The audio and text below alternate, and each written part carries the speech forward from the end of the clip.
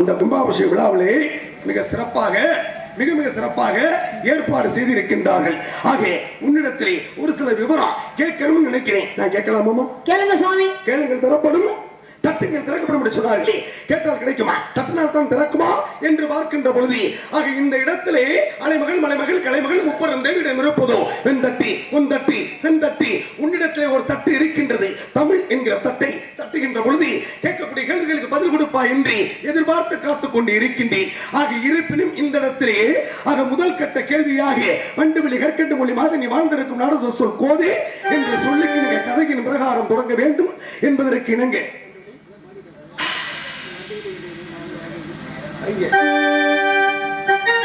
வண்டுவெளி கற்கண்டு மொழி மாதேனி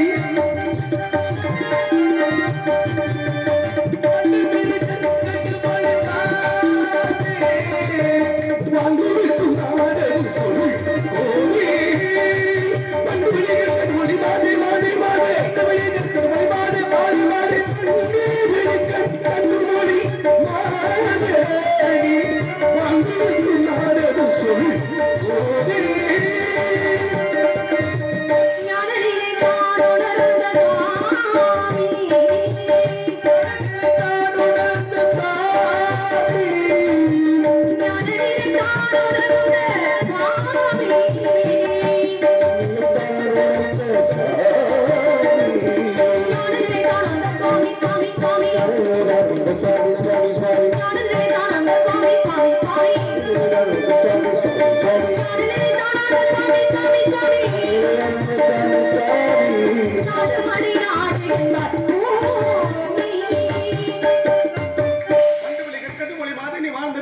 சொல் கோதை என்று கேட்ட உடனே ஞான நிலை தான் உணர்ந்த சுவாமி நாடு மலைநாடு என்பார் பூமி என்ற அற்புதமாக முதல் கேள்விக்கு பதில் கொடுத்தாய். இன்னும் உன்னிடத்திலே ஒரு சில விவரங்களை கேட்டு தெரிந்து கொள்ள வேண்டும் என்று ஆசையோடு வந்திருக்கின்றேன். ஆக இங்க எதற்காக வந்தாய்? மனுஷனை பேசிக்கிட்டே திரும்ப என்ன சந்தேகத்துல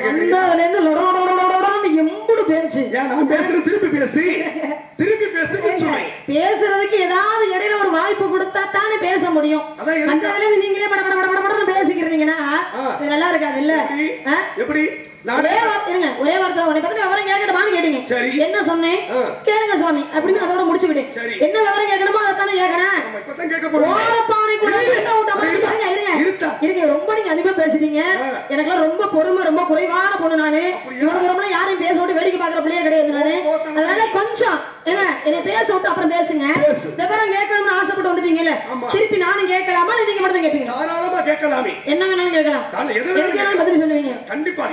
அப்ப நான் மட்டும் தான் கேள்வி கேட்கணும், வள்ளி நாய்க்கு கேள்வி கேட்க கூடாதுன்னு யாரும் ஊர்ல சட்டம் போட்டுருக்காங்களா? எல்லாம் கிடையாது. வாதி பிரதிவாதி தானே. இருந்தாலும் ஒரு சில பேர் நான் மட்டும் தான் கேட்பேன், நீ எப்படி என்ன கேட்கலாம்னு எதிர்த்து கேட்பாங்க. அதனால கேட்கிறோம், உடனே கேட்கலாமா கேட்க கூடாதான். அதுக்கு பேரு சபை நாகரிகம் கிடையாது. இன்னும் ஒரு சில பேருக்கு கேட்க மட்டும் தான் தெரியும், திருப்பி நம்ம கேட்டோம்னா உங்களுக்கு பதில் சொல்ல தெரியாது. அதனால எப்போதுமே நான் கேட்டுக்கிறது உங்கள்ட்ட கேட்கவா வேணாமா அப்படின்னு கேட்டுக்கிட்டா ஒண்ணு உங்களுக்கு பேச தெரியல அப்படின்னா கேட்க மட்டும் சொல்லிட்டு அதுக்கு உண்டான பதில மட்டும் சொல்லிட்டு போயிட்டே இருப்பேன், திருப்பி கேட்க மாட்டேன் அப்படின்னு நீங்க நினைக்கிறீங்க. நினைப்புத்தா பொழப்ப கெடுக்குமா?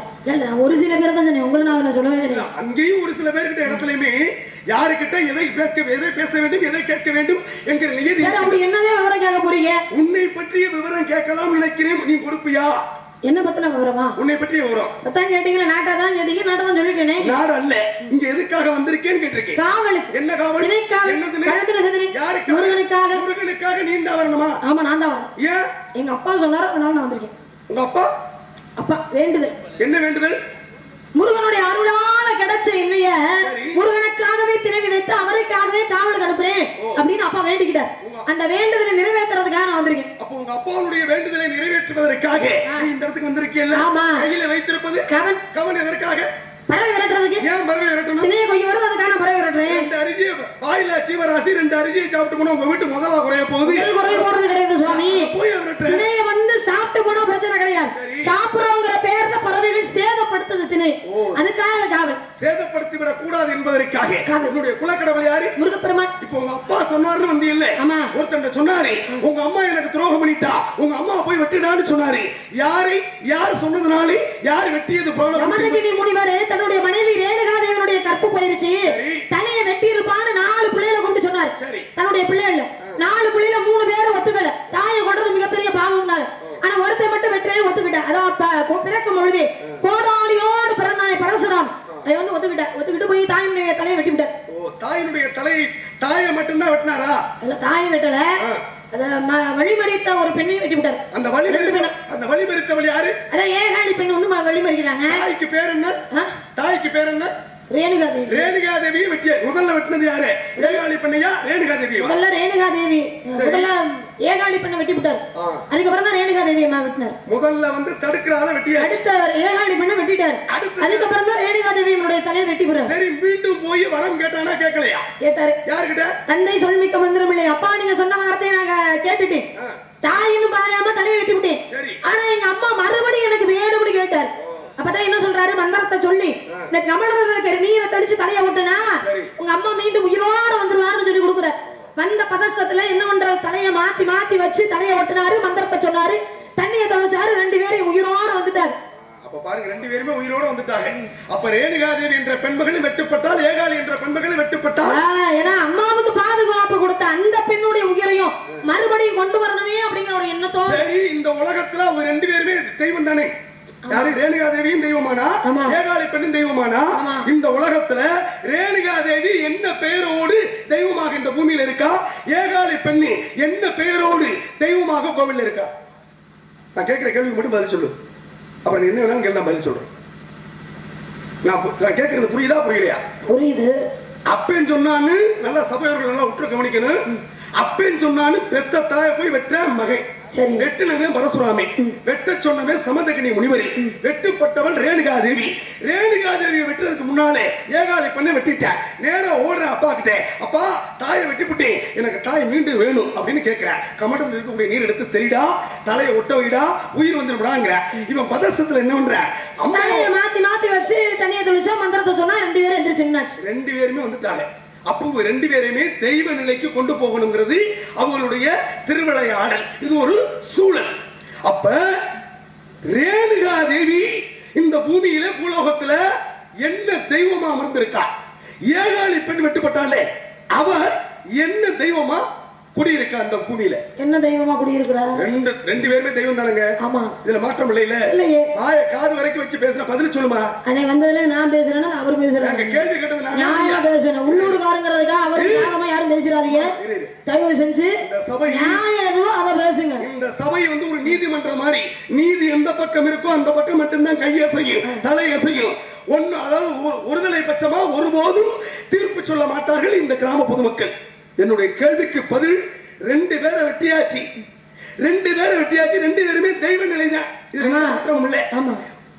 ஒருத்த என்ன தெய்வமா இருக்கிறாங்க, இன்னொருத்தி என்ன தெய்வமா இருக்கா. மொத்த 2 பெண்களும், மொத்த 2 தெய்வம் அதுல இருந்து உருவானுச்சு. தடை மாறி மாறி அமைந்த அம்மா அவதான் மாரியம்மா. ஊருக்குள்ள மாரியம்மன்ற ஒரு தெய்வம். மந்தையில நடந்த காரணத்தினால மந்தையம்மன் அப்படின்னு ஒரு தெய்வம். 2 தெய்வம் அந்த இடத்துல உருவானுச்சு. இதுல யாரு மாரியம்மா யாரு மந்தையம்மா சொல்லுங்க. இப்ப இதுக்குள்ளேயே திருப்புறாங்க. நாங்க சுற்ற தோசையில எங்களுக்கு திருப்பி கொடுக்குறாங்க. எங்க விரல் எடுத்து எங்க கண்ணை குத்துற மாதிரி இல்ல. இப்ப நீ என்ன கேட்கிற கேள்வி? 2 தெய்வம் உருவானுச்சு. எந்த தெய்வம் கேட்டீங்க? சரி, 2 தெய்வத்தோட மூலவத்துல இருக்குல்ல, மாரியம்மாங்கிற தெய்வமும் இருக்கு, மந்தையம்மன் அப்படிங்கிற தெய்வமும் இருக்கு. அந்த 2 பேரும் யாரு மாரியம்மாவா இருக்கா, யாரு மந்தையம்மாவா இருக்கா? காரணம், ரேணுகா தேவியினுடைய உடல்ல கொண்டு போய் ஏகாலினுடைய தலையை விட்டுனாங்கல்ல, அவங்க எங்க இருக்காங்க தெரியுமா? இந்த ரேணுகாதேவனுடைய உடம்பு, ஏகாலினுடைய தலை. அவள் தான் தாயை வெற்றது பாவமுடா என்று நல்ல மனதோடு உள்மனது சொன்னது. அப்ப அதனாலதான் பாருங்க, அந்த இடத்துல ரேணுகாதேவனுடைய ஏகாலினுடைய உடலும் ரேணுகாதேவனுடைய தலையும் மாரியம்மன். அவதான் மாரியம்மன். ரேணுகாதேவனுடைய தலை, ஏகாலுடைய நல்ல உள்ளம். கருவறைக்குள்ள கெட்டு போனதை கொண்டு போய் உள்ள வைக்க முடியாது.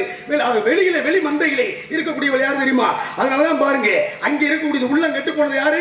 கந்தவனை பார்த்து கெட்டு போனார் யாரு? ரேணுகாதேவனுடைய உடலும். ஆக அப்பேற்பட்ட அந்த தலை இருக்கிறது மந்தையம்மன். அதுதான் மந்தையம்மன். கருவறை இருக்குல்ல, சரி, கோவில் ஒண்ணு இருந்தா கருவறைக்குள்ள தெய்வம் ஒண்ணு இருக்கணும். கண்டிப்பா இருக்கும். நம்ம ஊர் கோவில்ல என்ன தெய்வம் இருக்கு? இன்றைக்கு காளியம்மன் இருக்கு, முனீஸ்வரன் இருக்கு, எல்லாமே இருக்கு. தெய்வங்கள் கருவறைக்குள்ள இருக்கிறது முத்துமாரி. அப்படியா? சரி, கோவில் ஒண்ணு இருந்தா உள்ளுக்குள்ள முத்துமாரியம் சிலையா இல்ல பீடமா? சிலை இருக்கா? சிலையா இருக்கு. ஏன்னா ஒரு சில இடத்துல சிலை இருக்கும், ஒரு சில இடத்துல பீடம் இருக்கும். கருவறைக்குள்ள ஒவ்வொரு கோவிலும் ஒரு மாதிரி இருக்கும். இப்ப நம்ம ஊர்ல சிலையா இருக்கு, ஒரு சில இடத்துல பீடமா இருக்கும். கருவறைக்குள்ள தெய்வமே இல்லாம ஒரு கோவில் இருக்கு தெரியுமா? கருவறைன்னு ஒண்ணு இருந்தா தெய்வம்னு ஒண்ணு இருக்கு. தெய்வம்னு ஒண்ணு இருக்கணும். உங்க அண்ணனும் பேசினாரு, நீ பார்த்தா பேசுனேன். அப்படி இல்ல, கேள்வி ஒண்ணு சேர்க்க கூடாது. எப்படி? எங்க அண்ணன் கேட்டது கோவிலுக்குள்ள தெய்வம் இருக்கா இல்லையான்னு கேட்டார். நான் என்ன சொல்றேன் கேக்குறேன் அப்படின்னா, தெய்வமே இல்ல, ஆனா அது கோவில் உள்ள. இப்ப முத்துமாரியம்மன் ஒரு சிலை இருக்குல்ல, சரி, அது மாதிரி சிற்பம்னு ஒண்ணு உள்ள கிடையவே கிடையாது, சிலையே இல்ல, ஆனா அது கோவில். சிலையே இல்லாமல் ஒரு கோவில் தான். சாதாரணப்பட்ட கோவில் கிடையாது, ரொம்ப பிரசித்தி பெற்ற கோவில். இது எந்த ஊர் தெரியுமா? கருவறைக்குள்ளே கைய காட்டுறது, இந்த கண் செய்ய, இந்த வேலையை வச்சுக்க கூடாது, கொண்டு விடு. இப்ப என்ன நீ கேக்குற? கேட்ட கேள்விக்கு நான் பதில் கொடுக்கணுமா இல்லையா? இல்ல சேட்டை பண்றியா? மூட்டை கட்டி பிரிவே குறுந்தூரு என்ன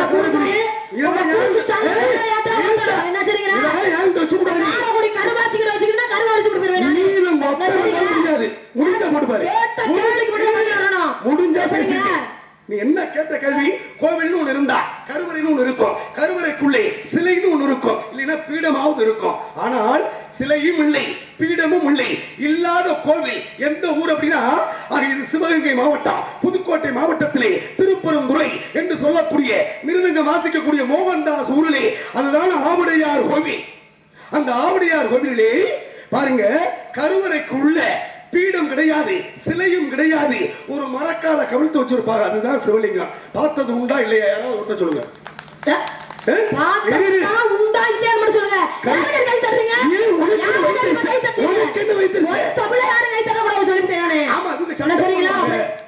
நீங்க அப்படி போறியா? சிங்க குட்டி போதுமா?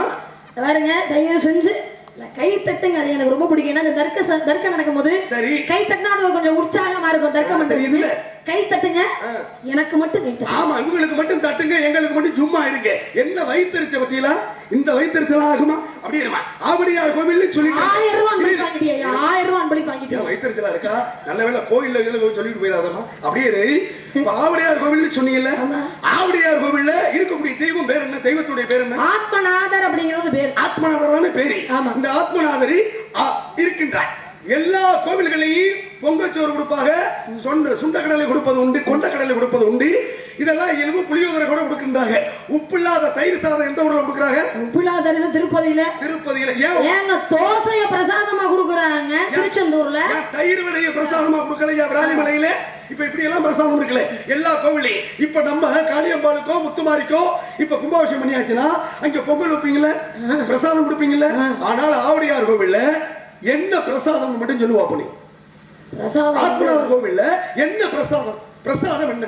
புழுங்கரிசி சாதம் இருக்குல்ல, சரி, புழுங்கரிசி சாதத்தை வடிச்சு அதை ஆவிய அந்த தெய்வத்துக்கு உட்கொள்ள கொடுப்பாங்க. ஆவி உடையார், உடையார்னா உட்கொள்வது என்பது பொருள். அதனால அந்த கோவிலுக்கு பேரு ஆவுடையார் கோவில் அப்படின்னு பேர் வந்துச்சு. அதுவும் பாகற்காயும் முளைக்கீரை, அதுதான் அங்க பிரசாதமே. சரி, நான் கேக்குறேன், ஒரு கோவிலுக்கு போனா நமக்கு நல்லது நடக்கணும் அப்படின்னு நினைச்சுதானே நம்ம போவோம். அதனாலதானே கோவில்ல கொடுக்குற பிரசாதத்தை நம்ம வாங்கி சாப்பிட்டு வரோம். சாதாரணமா வீட்டுக்கு ஒரு விருந்தாடி வந்துடுறாங்கன்னு வச்சுக்கோங்களேன், நம்ம வீட்டுல ஒரு கசப்பான ஒரு உணவே சமைச்சிருக்கோம், ஆனா ஒரு பாகற்காய் குழம்பே வச்சிருக்கோம்னு வச்சுக்கோங்களேன், வீட்டுக்கு விருந்தாடி வந்துட்டு என்ன பண்ணுவான், அதை எடுத்து ஓரம் கட்டி வச்சுட்டு வந்தவங்களுக்காக வேற குழம்பு தானே வச்சு ஊத்துவோம். அப்ப வீட்டுக்கு வந்த விருந்தாடிக்கே நம்ம கசப்பு கொடுக்க கூடாதுன்னு நினைக்கும் பொழுது, ஒரு ஆலயத்துக்கு போய் நல்லது நடக்கணும்னு வேண்டிக்கிட்டு வர நமக்கு கசப்பான பொருளை கொண்டு பிரசாதமா கொடுக்குறாரு, அப்ப நினைச்ச காரியம் நிறைவேறுமா? அப்படி இல்ல, அங்கதான் நிறைவேறும். நீங்களும் பாருங்க, இந்த உலகத்துல 2 கோவில் மட்டும்தான் ஒரு வித்தியாசமான கோவில். ஆக அதாவது திருச்செந்தூர் இருக்கா இல்லையா, முருகனுடைய படை வீட்டுல 2வது படை வீடு திருச்செந்தூர். அதே மாதிரி ஆவுடையார் கோவில். மற்ற எல்லா கோவில்களையும் நம்ம ஊர் முத்துமாரி, காளியம்மா இருக்கட்டும், முனீஸ்வரா இருக்கட்டும், படியேறிட்டா போகணும். இந்த 2 கோயிலையும் கீழ் பக்கமா இறங்கி சாமியை கும்பிட்டு மேல் பக்கமா ஏறணும். அவரை வணங்கிட்டு படி ஏறிட்டோம்னா உன் வாழ்க்கையின் வெற்றி படிடான்டா. இந்த 2 கோவில்ல மட்டும் கீழ் பக்கமா தான் இறங்கணும், மேல ஏற முடியாது. கீழ் பக்கமா இறங்கணும், 3 படி கீழே இறங்கணும். திருச்செந்தூர்ல அதே மாதிரி கீழே தான் இறங்கணும். கீழே இறங்கி அவரை வணங்கி விட்டு அதற்கு பிறகுதான் மேலே ஏறணும். ஏன் கசப்பான பொருளை கொடுக்குறாங்க? இந்த உலகத்துல இன்பம் துன்பம், இரவு பகல், ஆணு பெண்ணு, அதே மாதிரி பாருங்க இந்த இரட்டலையாக வகுத்தார்கள். இப்ப பாருங்க, எல்லா கோவிலையும் இன்பத்தை அனுபவிக்கின்றாயே. அப்ப ஒரு மனிதனுக்கு இன்பமும் உண்டு துன்பமும் உண்டு. இது 2ஐயும் பழகிக்கொள் மனிதா என்பதற்கு அடையாளம் தான் ஆத்மநாதர் கோவிலே. ஆக கசப்பான பொருளை இன்றைக்கு நைவேத்திய பொருளாக ஆக பிரசாதமாக வழங்கக்கூடிய நிலை இருக்கின்றது. அப்ப ஒவ்வொரு கோவில்களுக்கும் தனி சிறப்புகள் உண்டு. அப்படியுமா, ஒரு கோவிலுக்குள்ள கருவறைக்குள்ள என்ன இருக்குன்னு சொன்ன? கருவறைக்குள்ள சிலை இருக்கணும், சிலை இருக்கும், இல்லைன்னா பீடமாக இருக்கும். அப்ப சிலையே இல்லாத கோவில் எதுன்னு கேட்ட, ஆக திருப்பரந்துரை ஆவுடையார் கோவில் சொன்னேன். இப்ப அந்த தெய்வத்துக்கு என்ன பேர் சொன்ன? ஆத்மநாதர். அம்பாள் குடிகொண்டு இருப்பாள், அந்த அம்பாளுக்கு என்ன பேரு? யோகாம்பாள்ங்கிறது பேரு. யோகாம்பாள் தானே. சரி, இவருக்கு சிலை இல்ல, யோகாம்பாளுக்கு சிலை வடிச்சிருக்கலாம்ல, யோகாம்பாளுக்காவது ஒரு சிலை வடிச்சிருக்கலாம்லங்க. அந்த கோவிலை கட்டியவர் யாரு? மாணிக்கவாசகர் தான் கட்டினாரு. இப்ப அந்த கோவில்ல அந்த அம்பாளுக்கு சிலை வச்சிருக்கலாம். அப்ப சிலை வைக்கல, வேற அம்பாளுடைய கருவறைக்குள்ள என்ன இருக்குன்னு தெரியுமா? பொதுவாவே அந்த சிவன் கோவிலுக்குள்ள எதுவுமே வைக்கல.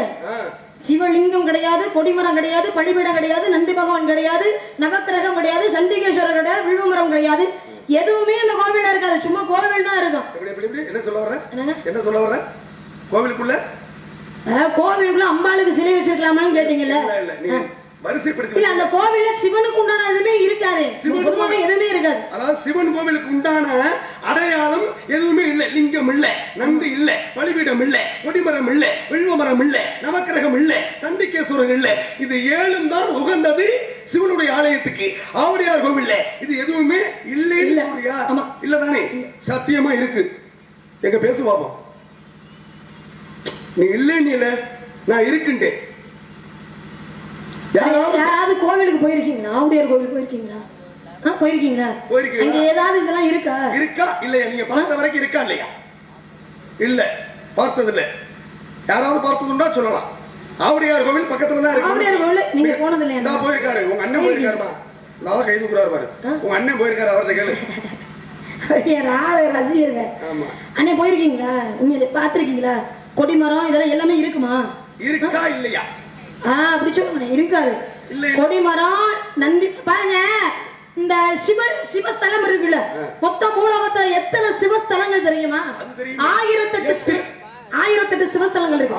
இதுல 2 சிவனுடைய ஸ்தலத்துல மட்டும் தான் பிரதோஷம்ங்கிறது கிடையாது. ஏன்னா சிவனுடைய ஆலயம்னாலே பிரதோஷம் நடக்கும். 2 கோவில்ல மட்டும் தான் பிரதோஷம் கிடையாது.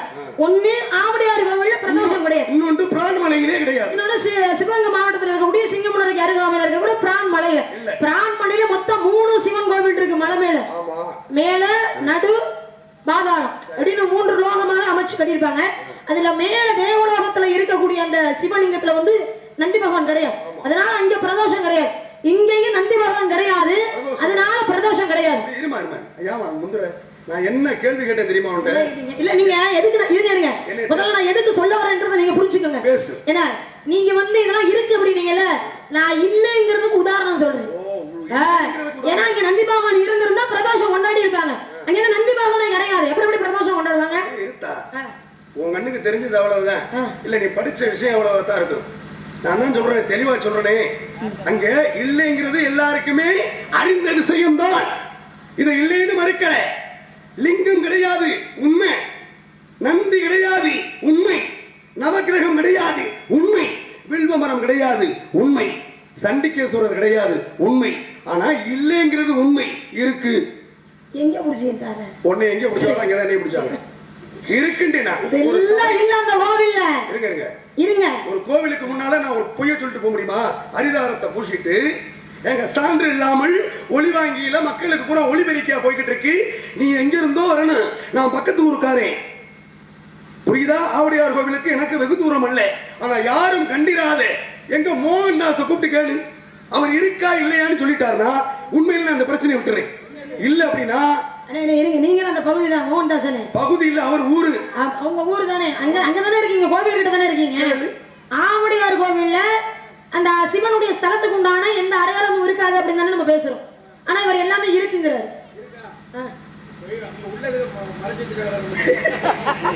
நல்ல ஒரு காரியா, நல்ல பதில். நீங்க சொன்ன மாதிரி இது எதுவுமே இங்க கிடையாது, ஆனா எல்லாமே இருக்கு கோவில். எப்படி இருக்கு அப்படின்னா சிற்பமாக இல்ல, வரைபடமாக. இந்த செவுத்துல பாத்தீங்க அப்படின்னா காலங்கள் மருவ அந்த செவுத்துல வரைபடமாக இருக்குமே தவிர சிற்பமாக இருக்காது.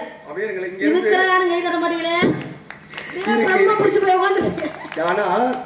தெளிவாக கண்டறியக்கூடிய நிலை உண்டு. பாருங்களே, இறங்கி போகின்ற பொழுது இடது புறத்துல அந்த அங்கிருந்து போகின்ற பரிகாரத்தை சுற்றி வருவோமா இல்லையா, அந்த சுவற்றுல பாருங்க கல்லுல சிற்பி கொண்டு லிங்கத்தை வரைந்திருப்பார்கள். ஒரு நந்தி படுத்தபடியே இருக்கும், வில்வ மரத்தை வந்து வச்சிருப்பாங்க, நவ கிரகம் இருக்கும், 12 ராசி இருக்கும், 27 நட்சத்திரம் இருக்கும், சண்டிகேஸ்வரர் இருப்பாரு.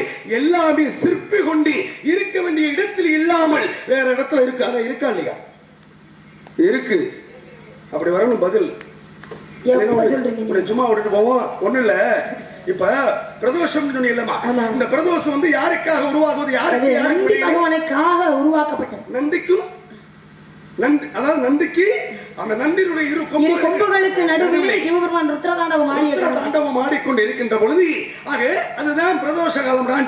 இன்றைக்கு பாருங்களேன், நீங்க சொன்னீங்களா பிரான்மலை, சிவகங்கை மாவட்டம் பிரான்மலையில ஒரு மலையில எத்தனை சிவன் கோவில் இருக்கு? ஆவுடையார் கோவில் சொன்னீங்களே. சரி, ஆவுடையார் கோவில் மாணிக்க வாசகரால் கட்டப்பட்டதுக்கு அப்புறம் அதுக்கு பேர் ஆவுடையார் கோவில் பேர் வந்துச்சு. சரி, அதுக்கு முன்னாடி அந்த ஊருக்கு பேர் என்ன?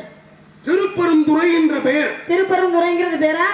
அது மாதிரி பிரான்மலைன்னு சொன்னீங்களே, திருஞான சம்பந்தரால் வழிபடும் பொழுது இது சாதாரண மலை அல்ல, இது எம்பிரான் மலை அப்படின்னு அவர் சொன்ன காரணத்தினால மருவி அது பிரான்மலை அப்படின்னு வந்துருச்சு. அப்ப அந்த மலைக்கு அதுக்கு முன்னால பேர் என்ன? அது இன்றைக்கு பிரான்மலைன்னு இருக்கு. ஆனால் அதுக்கு முன்னாலே ஆதி காலத்திலே அதுக்கு என்ன பேர் அப்படின்னா திருக்கொடுங்குன்றம்னு பேரு. அங்க இருக்கக்கூடிய சிவலிங்கத்துக்கு பேரு, தெய்வத்துக்கு பேரு கொடுங்குன்றநாதர் அப்படிங்கிறது பேர். அம்பாளுக்கு பேர் என்ன தெரியுமா? தேனம்மை அப்படிங்கிறது பேரு. இப்ப கீழ் ஒரு அடுக்கு, நடுவுல ஒரு அடுக்கு, மேலே ஒரு அடுக்கு.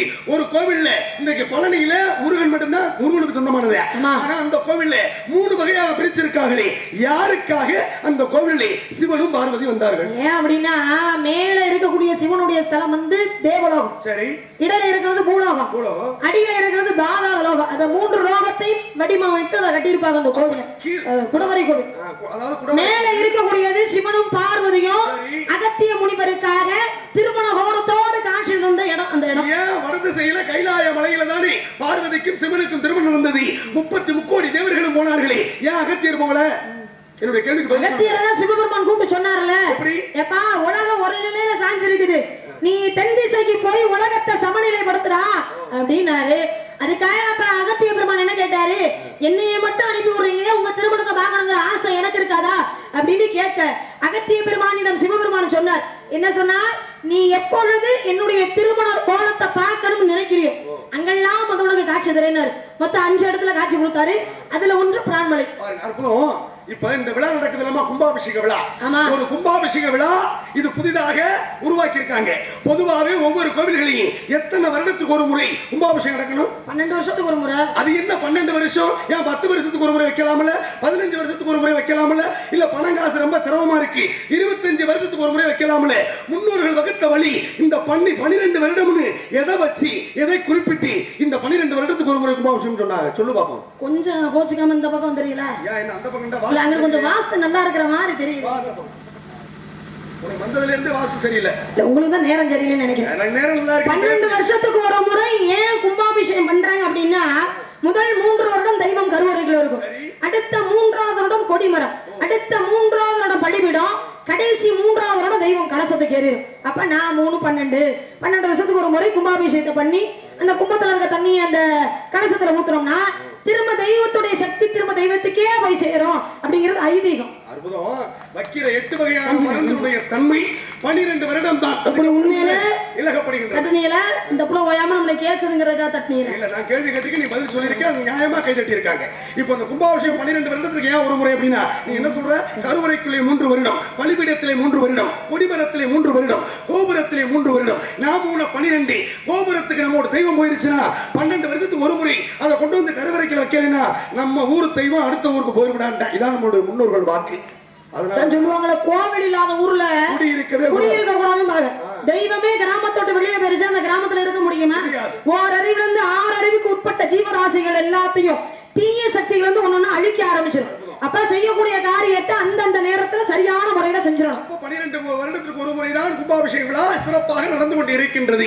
இப்ப கும்பாபிஷேக விழாவிலே 4 வகையான கும்பாபிஷேகம் உண்டு. என்னென்ன தெரியுமா?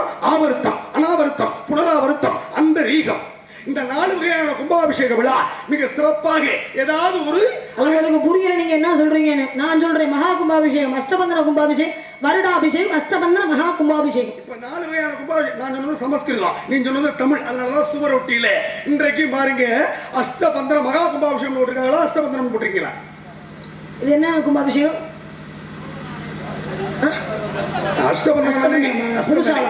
புதுசா கோவில் கட்டி இருக்கீங்களா? புதிதாக கோவில் கட்ட. இப்ப அஷ்டபந்தன கும்பாபிஷேகம்னா புதுசா கோவில கட்டி, அஷ்டம்னா 8 வகையான பொருளை இடிச்சு கருவறைக்கு வச்சு அதுக்கு மேல தெய்வத்தை வச்சிட்டோம்னா அது அஷ்டபந்தன கும்பாபிஷேகம். மகா கும்பாபிஷேகம். கும்பாபிஷேகம்னா பழமையான ஒரு கோவில். இந்த மழையிலையோ வெள்ளத்திலேயோ சேதப்பட்டு போய் கிடக்கும் பத்தியா, அதை நம்ம புதுமைப்படுத்தி கொண்டோம்னா அது மகா கும்பாபிஷேகம். வருடாபிஷேகம் அப்படின்னா இந்த வருஷம் எந்த தேதியில எந்த திதியில எந்த நட்சத்திரத்துல இந்த திருவிழாவை நம்ம கொண்டாடுறோமோ அதே தேதியில அதே திதியில அதே நட்சத்திரத்துல அடுத்த வருஷம் இந்த திருவிழாவை நம்ம கொண்டாடணும் அப்படின்னா அது வருடாபிஷேகம். இப்ப நான் 4 வகையான கும்பாபிஷேகம் சொல்லலாமா? ஆவர்த்தம், அனாவர்த்தம், புனராவர்த்தம், அந்த ரீகம். ஏன்னா அவர் முதலாக பிள்ளையார் சுழி போட்டி அதை ஒரு பேப்பர்ல அது பிராமணர் எழுதி கொடுக்கின்ற பொழுது இது இந்த கும்பாபிஷேகம் தான் சமஸ்கிருதத்தை முன்னிட்டு அதுக்கப்புறம் தமிழ்ல எழுதுவாரு. இப்போ ஒண்ணு சொன்னீங்களே கடைசி அந்தரீகம்னு ஒண்ணு சொன்னீங்க பாத்தீங்களா? இந்த அந்தரீகம்ங்கிற கும்பாபிஷேகம் எதுக்கு திரும்ப நடத்துவாங்க? கோவில்ல வந்து குளம் இருக்கும், தெப்ப குளம் இருக்கும் தெரியுமா? ஆமா, கோவில் தெப்ப குளம் இருக்கும். அந்த தெப்ப குளத்துல யாராவது தவறு விழுந்து இறந்துட்டாங்களோ இல்ல உண்மையாவே தெரிஞ்சே போய் இறங்கி இறந்துட்டாங்களோ அதற்காக வைக்க கூடாது. கோவிலுக்குள்ள போகும்போது சில பேர் சாமி கும்பிட்டு இருப்பாங்க, திடீர்னு கோவிலுக்குள்ள இறப்பு வந்துடும், திடீர்னு மாரடைப்பு வரும், திடீர்னு இறப்பு வரும். அது மாதிரி இறந்ததற்காக கொண்டாடக்கூடியது அந்தரீகம் அப்படிங்கிற கும்பாபிஷேகம். எல்லா இடத்துலயும் நடக்காது. ஒரு சில இடத்துல கூட்ட நெரிசல்கள்ல குழந்தைகள் இறப்பது உண்டு. ஒன்று நீ சொன்ன மாதிரி கோவில் தெப்ப குளத்திலே போய் தடுமாறி விழுந்து இறப்பதும் உண்டு. அதை விட ஒரு அதிசயம் என்ன அப்படின்னா மஞ்சு விரட்டு வைப்பார்கள், எருது கட்டு வைப்பார்கள், வீர விளையாட்டு கபாடி போட்டி வைப்பார்கள். இந்த விளையாட்டிலே யாராவது ஒரு உயிர் சேதம் ஏற்பட்டு விட்டால் அந்த ரீகம் என்று சொல்லக்கூடிய தீட்டாயிரம் தெய்வம் அந்த ரீகம் என்று சொல்லக்கூடிய கும்பாபிஷேகம் இதுக்காக ஏற்படுத்தியதுதான் 4வது அந்த ரீகம் என்று சொல்லக்கூடிய நிலை உருவாகி இருந்தது. இப்ப கும்பாபிஷேகம் பண்றாங்க. கும்பாபிஷேகத்தை பண்ணி உடனே எல்லாருமே என்ன செய்வாங்க? ஆண் பெண்கள் அத்தனை பேருமே இப்ப கும்பாபிஷேகத்தை பண்ணணும்னு வச்சுக்கோங்களேன். முதல்ல கும்பாபிஷேகம் வரட்ட சிக்கிருச்சு. இருமா, அப்ப அந்த விழா தான் நடக்குது. அப்ப அது முழுமையா படிக்காம வந்த நீ படிச்சிருக்கீல்ல? கும்பாபிஷேகம் வரலாறு தெரியுமில்ல? தெரியும். இப்ப பழைய கோவில் இருக்குல்ல, அந்த கோவில்ல ஒரு சிலையை அந்த சிலையை எடுத்துட்டு மறுபடியும் என்ன பண்ணுவாங்க? 8 வகையான மருந்து இடிச்சு அந்த பீடத்தை வச்சுட்டு அந்த சிலையை புதுப்பித்து வைப்பார்கள். இப்ப அந்த சிலை எடுக்கிறாங்கல்ல, சிலை எடுக்கின்ற பொழுது அந்த பீடத்துல எதை வச்சுட்டு சிலை எடுக்கணும்? யார் ஒரு விழாவாய தரக்கூடாது. வாய்ச்சவடெல்லாம் இங்க வச்சுக்க கூடாது. நீங்க வேற யார்த்தையா வச்சுக்கணும். ஒருத்தர் எங்க அண்ணனையே கையை காட்டுற ஒண்ணு எதை வச்சுட்டு பீடத்தை, அதாவது சிலையை அகற்றிடுறோம். சிலையை அகற்றி வெளியில வச்சிருவோம். அந்த பீடத்துல என்ன செய்வோம்னா 8 வகையான பொருளை வச்சுட்டு அதுக்கப்புறம் தான் தூக்கி வைப்போம். அதான் இல்ல, அதை விட ஒரு முக்கியமான பொருள் இருக்கு. பீடத்துல 8 வகையான மருந்தை வைக்கலாம், தவறு இல்ல. தேங்காய் உள்பட வைக்கலாம், அது சாத்தியமாகாத அந்த தெய்வத்திற்கு. அந்த தெய்வத்திற்கு உகந்த ஒரு பொருளை வச்சுட்டு தான் எடுக்கணும். சிலை எடுத்தாச்சுன்னா அதை வச்சிடணும். இல்லைன்னா மீண்டும் இந்த சிலை சரிவர போய் சேராதான். சிலையை எடுக்கும் பொழுது அந்த இடத்துல என்ன வச்சுட்டு எடுக்கணும் அப்படின்னா, தங்க குத்து விளக்கு இருக்கு பாத்தீங்களா, தங்க குத்து விளக்கு 5 முகத்தை ஏத்தி வச்சுட்டு அதுக்கப்புறமா எடுக்கணும் தெய்வத்தை. அப்போ இறைவன் ஜோதி ரூபமாக இருக்கின்றான் என்பதற்கு சிலை வடிவத்தை விட்டு ஜோதி வடிவத்தில் இருக்கின்றான் என்பது ஐதீகம். இப்ப கோவிலை பத்தி பேசுறீங்களே, கோவிலுக்குள்ள கருவறைக்குள்ள இருக்கிறவருக்கு பேர் என்னன்னு தெரியுமா? மூலவர்னு பேரு. வீதி உலாம வராருல, அவருக்கு பேர் என்ன தெரியுமா? உற்சவர்னு பேரு. மூலவருக்கு என்ன வேலை? மூலவருக்கு அர்ச்சனை பண்ணோம்னா நமக்கு நல்லது செய்யற வேலை அவர் வேலை. உற்சவருக்கு என்ன வேலை? உற்சவருக்கு வீதியில உலா வரக்கூடிய வேலை. வீட்டுல இருக்கிறாங்கல்ல வயதானவர்கள், காது கேளாதவர்கள், கண் தெரியாதவர்கள், வீட்டுல கிடந்தவரையே கிடப்பாங்க. அந்த வீட்டுல இருக்கிறவர்களுக்கு ஆசி வழங்கக்கூடியவர் தான் தேரிலே உற்சவராக வருவார். ஒரு கோவில்ல மூலவர்னு ஒருத்தர் தான், உற்சவர்னு ஒருத்தர் இருப்பார். ஆவுடையார் கோவிலை பத்தி பேசணும்ல, ஆவுடையார் கோவில்ல ஆத்மநாதர் அப்படிங்கிறவர் மூலவர். ஆனா உற்சவர் அங்க யார் அப்படின்னா மாணிக்க வாசகர் உற்சவரா வருவார். அப்ப மூலவர்னு ஒருத்தர் இருந்தா உற்சவர்னு ஒருத்தர் இருக்கணுமா இல்லையா? ஆனா ஒரு கோவில்ல உற்சவரும் அவர்தான், மூலவரும் அவர்தான். அதாவது ஆவுடையார் கோவிலை சொன்னீங்களா, விளக்கம் சொல்றேன். ஏன்னா படக்கு படக்குன்னு கேட்கற கொஞ்சம் யோசிக்கிற மாதிரி இருக்கு. எங்க இவங்க மட்டும் படக்கு படக்குன்னு கேட்கலாமா? நாங்க படக்கு படக்குன்னு பதில் சொல்லணும். நான் கேட்டா ஆவுடையார் கோவில் இன்றைக்கு பாருங்க, இந்த உலகம் தழுவிய அளவில் ஒரு மனிதனுக்கு திருவிழா என்றால் மாணிக்க வாசகருக்கு தான் திருவிழா. எங்கே மனிதனுக்கு என்று ஏற்படுத்திய திருவிழா திருப்பெருந்துறை என்று சொல்லக்கூடிய ஆவுடையார் கோவில் தாயா சிறப்பு. அதுவே ஒரு தமிழர்களுக்கு பெருமை. இன்னொரு விஷயம் பாருங்க, அங்க உற்சவர் மாணிக்க வாசகர், மூலவர் யாரு? சிவன். நீ என்ன கேட்கிற என்ற கேள்வினா, உற்சவரும் ஒரு கோவில்ல உற்சவரும் அவர்தான், மூலவரும் அவர்தான். அவர் யார் தெரியுமா? அதாவது நீங்க கேட்கிறது ஒன்றை கேட்கிறேன், 2 உண்டு, 2 கோவில்ல உண்டு. அந்த மாதிரி எனக்கு தெரியும் 2 உண்டு.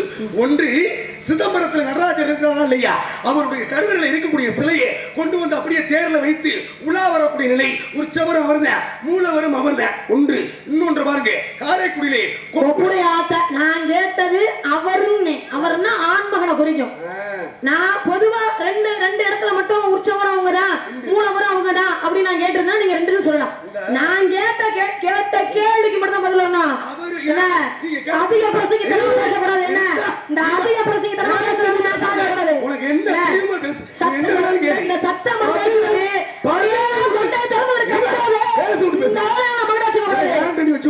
சட்டை ஒடிச்சு விடுவேன்.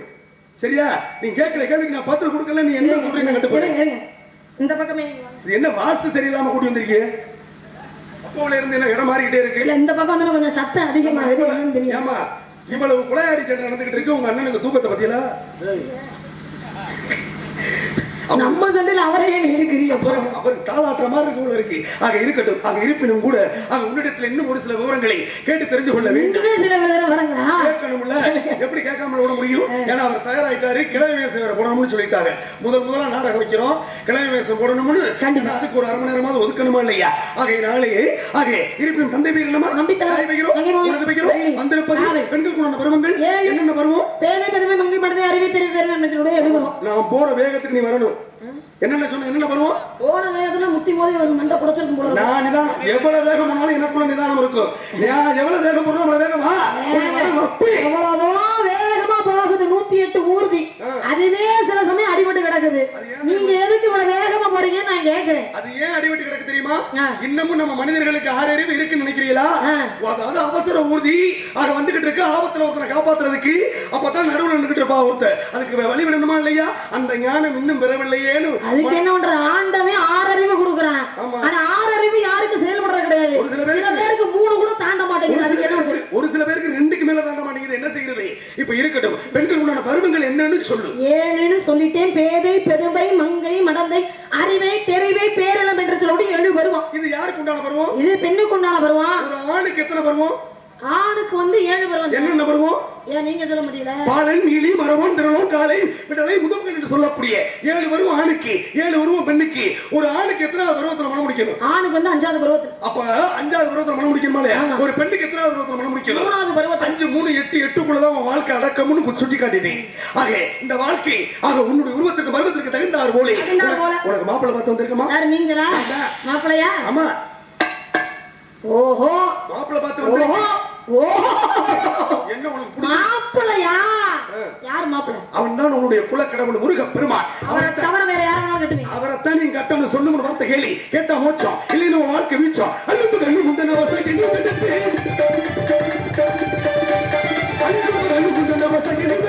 அவனை